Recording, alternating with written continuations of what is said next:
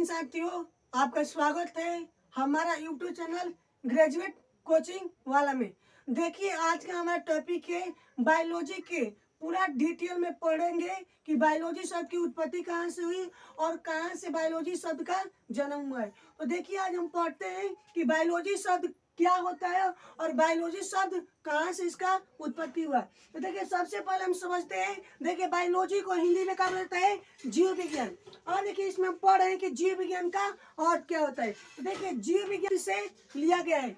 जीव विज्ञान शब्द की उत्पत्ति किस भाषा से हुआ है? तो ग्रीक भाषा से हुआ है। और देखिए, ये जो हमारा जीव विज्ञान है, इसको क्या बोलते हैं इंग्लिश में? बायोलॉजी।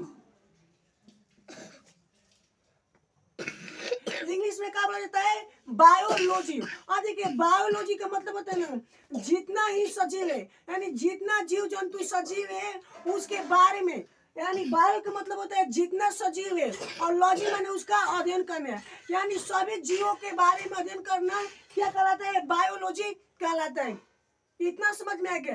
बायो का मतलब होता है जितना भी हमारा सजीव है, और लॉजी माने जितना हमारा सजीव है उसके बारे में अध्ययन करना ही क्या कहलाता है? हमारा बायोलॉजी कहलाता है। इतना आप लोगों का समझ में आ गया होगा। और देखिए, जीव विज्ञान यानी बायोलॉजी शब्द की उत्पत्ति कब हुई? तो 1802 ईस्वी। बायोलॉजी शब्द की उत्पत्ति कब हुई? तो 1802 ईस्वी में हुआ था।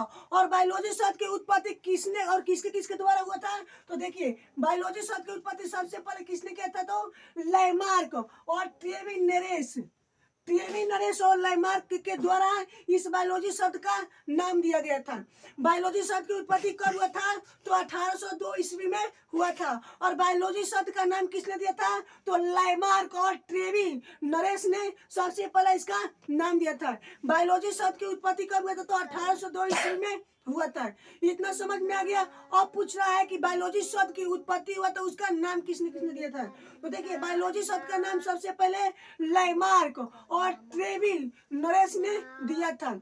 उसके बाद देखिए, बायोलॉजी यानी जीव विज्ञान का जनक किसे कहा जाता है? यानी बायोलॉजी का पिता या फादर किसे कहा जाता है? तो देखिए, बायोलॉजी का पिता यानी जीव विज्ञान का पिता किसे कहा जाता है?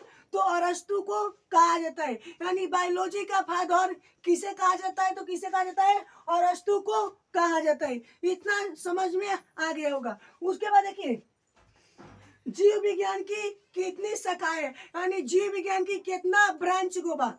जैसे मान लीजिए का, जैसे राजा दशरथ थे, तो राजा दशरथ के कितने पुत्र? 4 थे। उसी तरह देखिए, हमारा बायोलॉजी का है एक, इसको मान लीजिए का कि राजा दशरथ थे, और राजा दशरथ के कितने पुत्र है? 4 पुत्र है। उसी तरह देखिए, बायोलॉजी यानी हमारा जो बायोलॉजी है उसकी 4 शाखाएं या 4 ब्रांच है। इसके बाद देखिए, चारों ब्रांच का क्या क्या नाम है? देखिए, इसके बायोलॉजी की शाखाएं चारों कौन कौन है? तो देखिए, पहला हमारा क्या है? जंतु विज्ञान। यानी बायोलॉजी की चारों शाखाएं में से सबसे पहली शाखा कौन है? जंतु विज्ञान। उसके बाद देखिए, दूसरा नंबर है वनस्पति विज्ञान। दूसरा नंबर क्या है? वनस्पति विज्ञान। तीसरा नंबर है का सूक्ष्म विज्ञान, और चौथा नंबर का है आनुवांशिक विज्ञान। देखिए, बायोलॉजी यानी जीव विज्ञान की कितनी शाखाएं होती है? तो जीव विज्ञान की 4 शाखाएं। पहला हमारा शाखाएं कौन है? जंतु विज्ञान। दूसरा कौन है? वनस्पति विज्ञान। तीसरा कौन है? सूक्ष्म विज्ञान। और चौथा क्या है? आनुवांशिकी। अब इसमें देखिए, हम सबसे पहले जानते हैं कि जीव विज्ञान के मतलब क्या होता है। तो जीव विज्ञान में देखिए क्या होता है। जीव विज्ञान में जंतु तथा मनुष्य के बारे में अध्ययन किया जाता है। जीव विज्ञान में क्या होता है कि मनुष्य तथा जंतु होते हैं उसके बारे में अध्ययन किया जाता है। उसके बाद देखिए, वनस्पति विज्ञान में क्या होता है? तो वनस्पति विज्ञान में जितना हमारा पेड़ पौधा है ना, उसके बारे में क्या किया जाता है? तो अध्ययन किया जाता है। वनस्पति विज्ञान में क्या किया जाता है? किसके बारे में अध्ययन किया जाता है? तो पेड़ पौधे के बारे में क्या किया जाता है?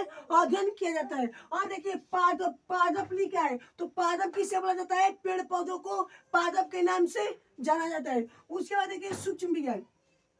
सूक्ष्म विज्ञान में न यानी पेड़ पौधे जीव जंतु या मनुष्य में जो भी रोग होता है उसके क्या किया जाता है? अध्ययन किया जाता है। सूक्ष्म विज्ञान में क्या होता है, तो रोगों के बारे में अध्ययन किया जाता है। इतना आपको समझ में आ गया। सूक्ष्म विज्ञान में क्या किया जाता है, तो रोगों के बारे में यानी रोग यानी जो रोग हमारा होता है उसके बारे में क्या किया जाता है, अध्ययन किया जाता है। उसके बाद देखिए फोन नंबर 1 का तो अनुवांशिकी क्या होता है, तो अनुवांशिकी का मतलब होता है ना कि पीढ़ी दर पीढ़ी जो रोग उत्पन्न होता है यानी रोग होते ही रहता है उसे क्या बोला जाता है, अनुवांशिकी बोला जाता है। जैसे आपने जानते होंगे चाहे सुने भी होंगे क्या कि जो लोग विकलांग यानी जो विकलांग पुरुष होते हैं महिला होती है उनके बच्चे भी क्या होते हैं, पीढ़ी दर पीढ़ी यानी कहने का मतलब है कि एक पीढ़ी गुजर गया तो दूसरा पीढ़ी क्या होता है, विकलांग ही जन्म लेता है, फिर वो पीढ़ी में जाता है तो फिर उनके भी बच्चे क्या होते हैं, विकलांग ही पैदा होते हैं।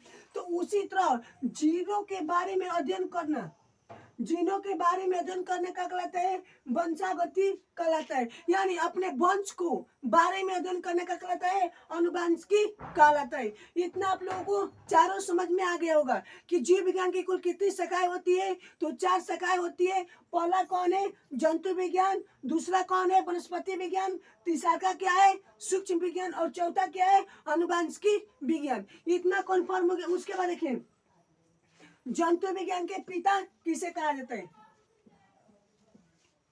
जंतु विज्ञान के पिता या जीव विज्ञान के पिता किसे कहा जाता है, तो अरस्तु को कहा जाता है। या जीव विज्ञान के पिता या बायोलॉजी का फादर कहेगा किसे कहा जाता है, तो अरस्तु को कहा जाता है। या उसके बाद पूछ देगा आपसे कि जंतु विज्ञान या जीव विज्ञान का पिता किसे कहा जाता है, तो अरस्तु को कहा जाता है। अब देखिए जो हमारा जीव विज्ञान के पिता अरस्तु है, इसने एक बुक लिखा है, उनके बुक यानी किताब का नाम क्या है, तो hysteria of animalia, Historia of animalia.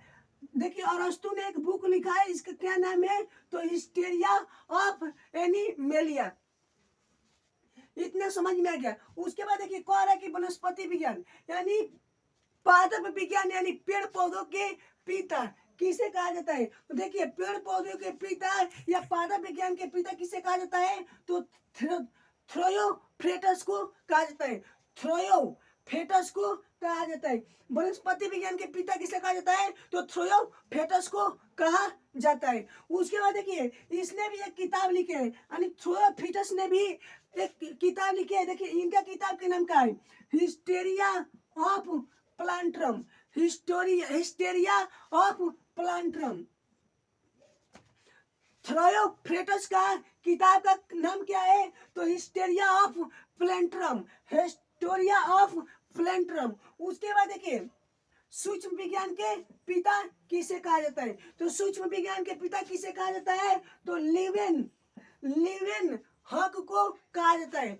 यानी देखिए सूक्ष्म विज्ञान के पिता का किसे कहा जाता है, तो लिवेन हक को यानी लिवेन हुक या हक को कहा जाता है। और देखिए लिवेन हुक द्वारा सबसे पहले किसका खोज किया गया था, तो बैक्टीरिया का खोज किए थे। लिवेन हक ने सबसे पहले किसके खोज किए थे, तो बैक्टीरिया का किए थे, खोज किए थे। उसके बाद देखिए आगे हमारा क्वेश्चन पूछ रहा है कि अनुवांशिकता के पिता यानी वंशागति के पिता या फादर किसे कहा जाता है, तो मेंडले को कहा जाता है या ग्रेगर मेंडल को कहा जाता है। पूछेगा आपसे क्वेश्चन में है कि अनुवांशिकता के पिता किसे कहा जाता है, तो ग्रेगर मेंडल को कहा जाता है। और देखिए ग्रेगर मेंडल के सिद्धांत में क्या होता है, जो हमारा पीढ़ी होती है जब वंशागति जो हमारा चलता आता है पीढ़ी, उसके बारे में अध्ययन किया जाता है। और इस अध्ययन के बारे में सिद्धांत किसने दिया था, तो मेंडले ने यानी मेंडले ने दिया था। और देखिए मेंडले ने एक क्या, मेंडले ने एक यानी जीवों के बारे में यानी जीन के बारे में अध्ययन करने के लिए का एक सिद्धांत दिए थे, यानी पीढ़ी दर पीढ़ी अपनी पूर्वजों को पीढ़ी दर पीढ़ी के बारे में अध्ययन करना है। किसने ये सिद्धांत को दिया था, तो अनुवांशिकता के पिता मेंडल ने ये सिद्धांत दिया था। जय हिंद साथियों, वंदे मातरम।